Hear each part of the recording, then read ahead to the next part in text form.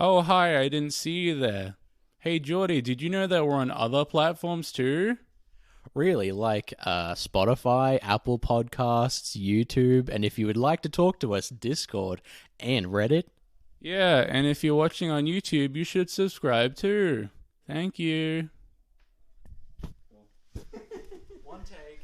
Welcome to Flick View, everyone. We watched The Stalker. Just kidding, it's just called Stalker.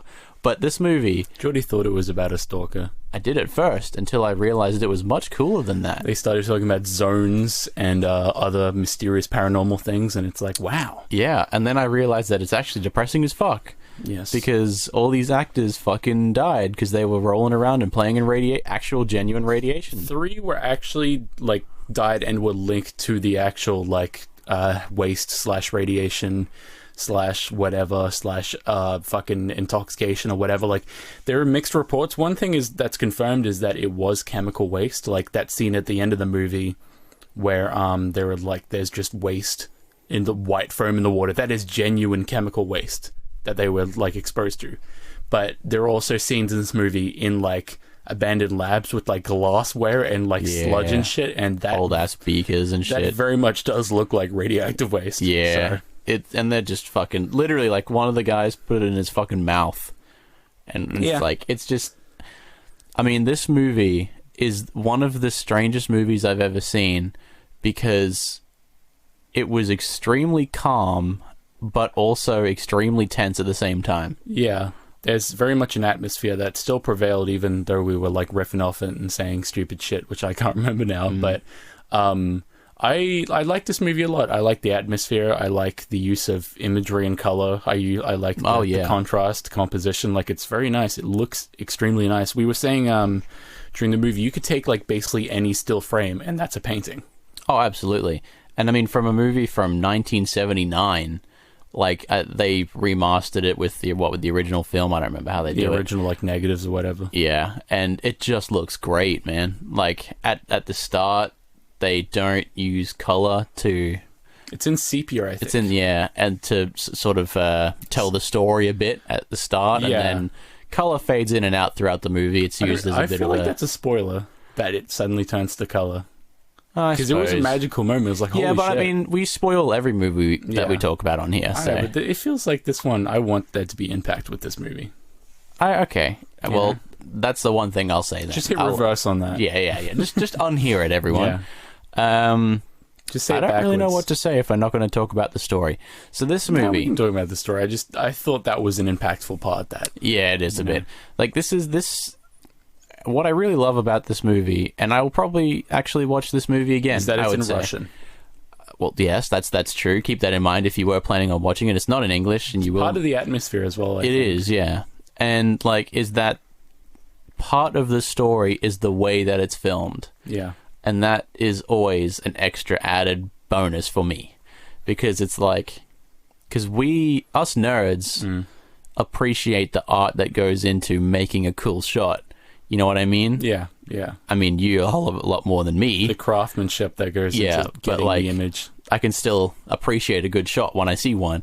And this whole movie basically was just we have the equivalent of $17,000. Yeah. What was that, US you converted to? Australian? Australian. 1 million rubles. So what's that, $3 American? Okay. But yeah, and this movie looks like a fucking Hollywood film, man. It's beautiful. It looks so amazing. Nice. And it was from 1979. It's quite we were trying to figure out did they place all these objects here? They go to abandoned Russian, or maybe it's French, I don't know. I don't know, man. They go somewhere there are tanks and scenery and vines. It looks so fucking beautiful. It's incredible. And there's fog and fucking smoke everywhere. It just looks amazing. And it's incredible.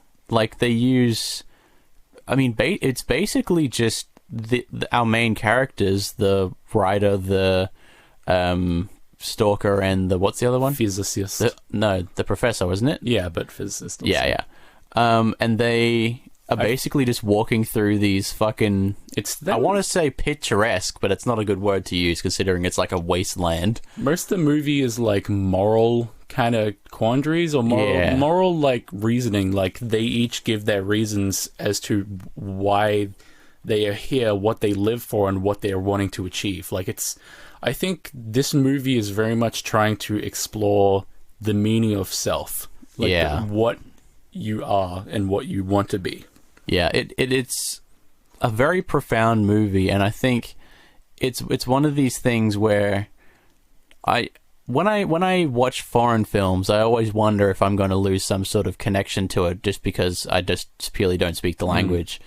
This is not a problem you'll have with this movie.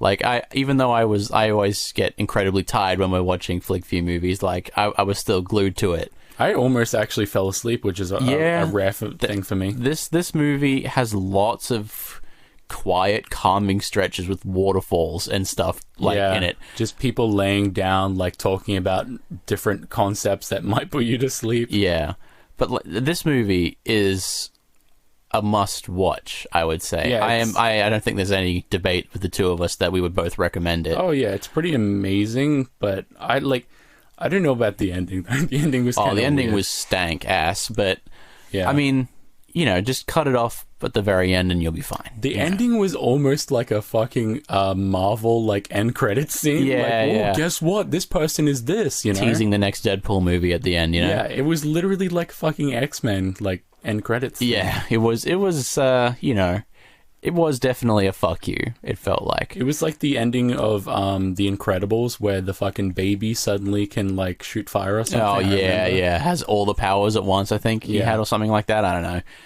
It's, man, how do I describe without talking about the story that much? I don't know if it'll even spoil it, because... No, not really. To be honest, you could argue this movie doesn't really have much of a story. It's kind of like three people profoundly walking through picturesque scenes. I think this movie is it feels like it's setting up a universe and then just not doing anything with it. Yeah. Well, I mean, the game, if you're interested in the games, there's a Stalker Shadow of Chernobyl game which you can play, and I believe a new game coming very soon. And by very soon, I mean, I don't know, but it is coming out at some point. They basically lifted the story for the Shadow of Chernobyl game, because you have the nuts and bolts, the artifacts, I'm not going to spoil the game, but it's very much in tone with the actual movie. Yeah. And the world is the same, the concept of the Zone and Stalkers trying to get their money's worth or their worth. What can you tell me what you interpreted with the fucking 20 kiloton explosive? I can't.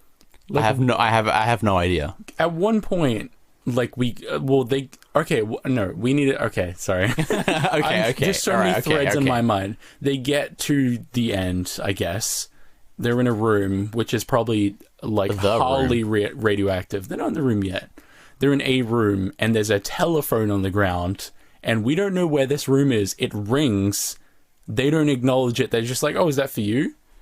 And then I turned to Jordy, I was like, what the fuck is happening? I didn't know where we were temporally or in the movie. Did I just black out?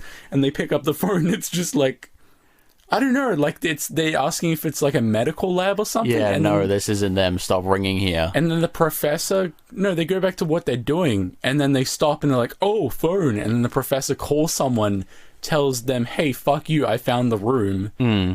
And then they go send to people or something, or they say they're sending people, but you don't see them. They go to the end, they go out to the actual entry to the room, and then the dude fucking whips out an explosive bomb. Yeah, 20 kilotons or something, wasn't it?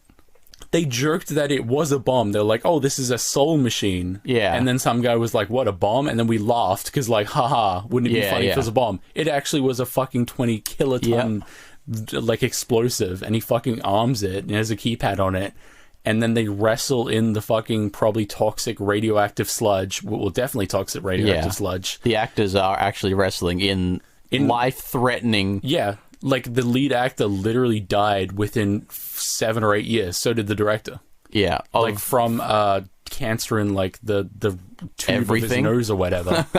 Like, in the everything. dude fucking drank the water and he got cancer in his fucking Yeah, he nasal had it. passage. Yeah, exactly. So, you know. And then he just disarms the bomb and just throws it in the radioactive I don't lake. understand why. I don't understand why the bomb was even in the movie at all. Because he didn't want people to get the power.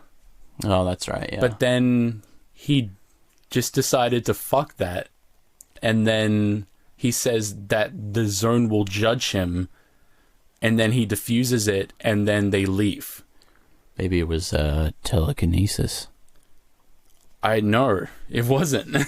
Does that have anything to do with the game at all? Well, yeah, that's like that the monkey's a mutant. Her name's Monkey, and she's a mutant because she was born in the zone, maybe? I'm not sure she's a zone mutant. So, yeah, it kind of does. Like, the game has paranormal stuff. Okay. Game is fucking terrifying. Yeah, I mean, I'd be sure to play the new one then. I'll be interested to see what you have to say about it. Yeah. I don't know what the fuck else to talk about. No, I was just about to wrap it up here for you, everyone. Thank you all for listening again. Now, this episode was obviously not recorded with our other guest, Tom, but Split View this week will be Ghost Tom. Ghost Tom. He is here with us in spirit and soul, of course. Yeah. But do look forward to part 2 of the special, which is coming out this Sunday. And on the same note, we have made social medias, which we will surely plug in episodes. I always had social media. That's true, you did. I didn't. I am now on the Twitter. At Jordy is Zen, Xen. And we also have official Twitters, Facebooks, Instagrams. Split View Pod or something? Yeah, it's at Split View Pod for everything except for Instagram, which might be at Split View Podcast. Yeah. You'll recognize the logo if you search for Split View on all of them. Give us a follow. We'll update you on videos and all that type of shit in case you missed them. And if not, we'll see you next week. Enjoy, everyone. Oh, it's almost 10 p.m. Yeah, I know. Goodbye.